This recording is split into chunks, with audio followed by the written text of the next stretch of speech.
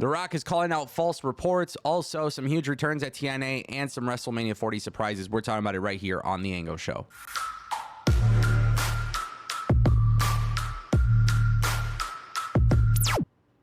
Ladies and gentlemen, welcome back to TAS. Don't forget, we got a giveaway at 100K. I want to jump right into it. Ladies and gentlemen, CM Punk taking to social media, taking to Instagram, and it looks like he's got something up his sleeve. What could it be? Right here on The Ango Show, we're talking about this. CM Punk posted this on Instagram, working on something cool for the fans that are coming to Mania. And as you could tell, there is quite a few different gear in this photo.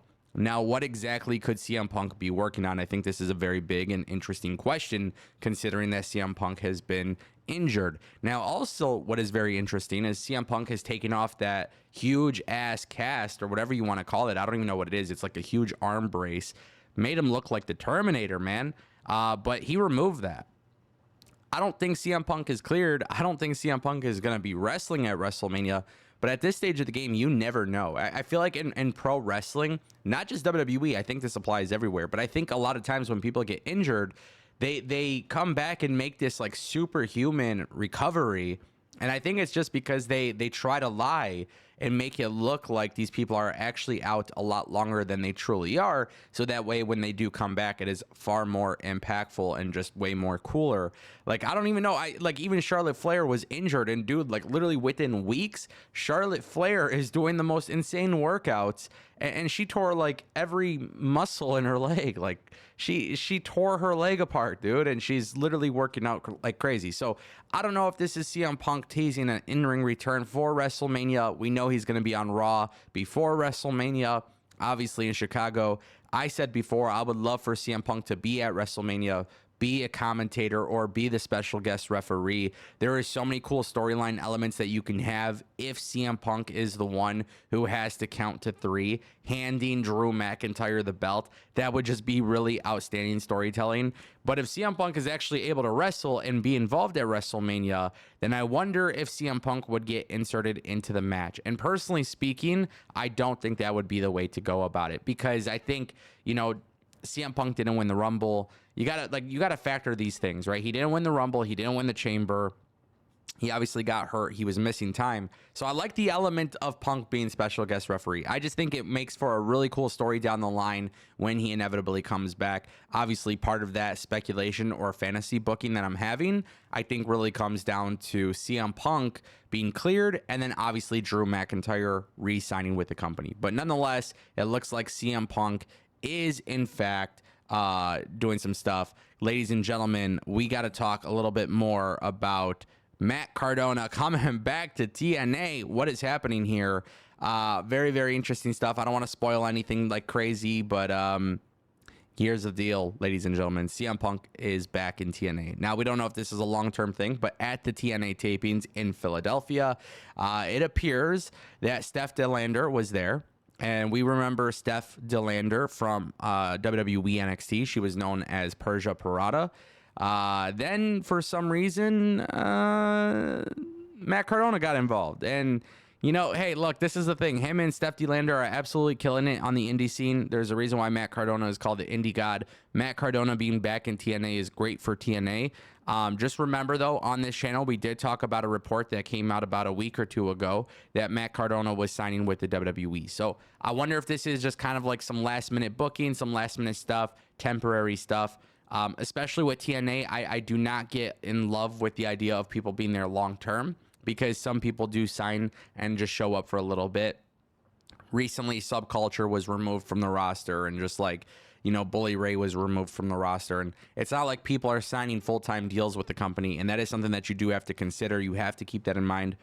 I think for Matt Cardona, if he's showing up for the tapings, getting involved, that would be really cool. I think, obviously, Matt Cardona coming back to WWE would make a lot of sense. And I think if you're looking at Cody Rhodes finishing the story, he's going to need some backup. I think Matt Cardona being there for Cody would be really cool, because then you have Sami Zayn, Jey Uso, Matt Cardona, Cody Rhodes. They're kind of forming like the Avengers in WWE.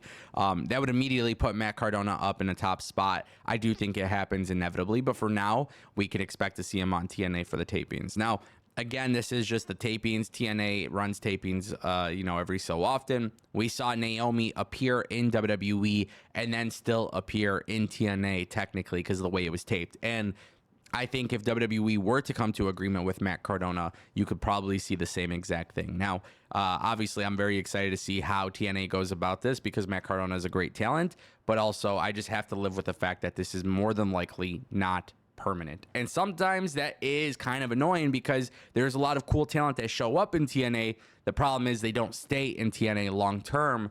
I would really like to see Anthem as the parent company kind of change the way that they do those types of moves. Mustafa Ali is there. He's holding the X Division Championship, but it sounds like it's per appearance.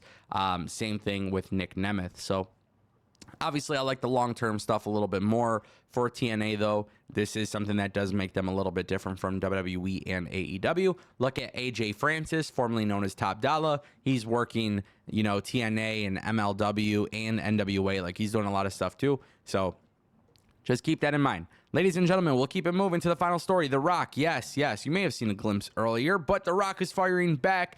WrestleMania.com put out this tweet. Wrestling Observer newsletter says that TKO would like The Rock to follow and set a good example, its guidelines of TV PG product. However, many feel the double standards of the Vince McMahon era are back. Dwayne The Rock Johnson responds to this, and he says, this story is complete horse shit. That's right, horse shit. The Rock is not mincing words. Guys, here's the thing with The Rock, right? I think The Rock is a great heel. I think The Rock being able to play this character and be corporate Rock, I think it's fantastic. I also think to a certain extent we have gotten to the point, ever since the CM Punk stuff went down with Hangman Page in AEW, it is very evident that Dave Meltzer's reporting has gone downhill. And we talk about Dave Meltzer's reporting. We talk about every type of report that comes out because we're not a news channel. We are an opinion channel talking about the latest and greatest in wrestling. That's why we do reviews. That's why we do opinion videos. There's a whole bunch of other stuff, right? We're launching new podcasts this year. Like, there's a lot of things that we talk about in wrestling. And it is very interesting to me to see the level of credibility that Dave Meltzer has lost since the emergence of AEW and more specifically since the CM Punk Hangman Page promo.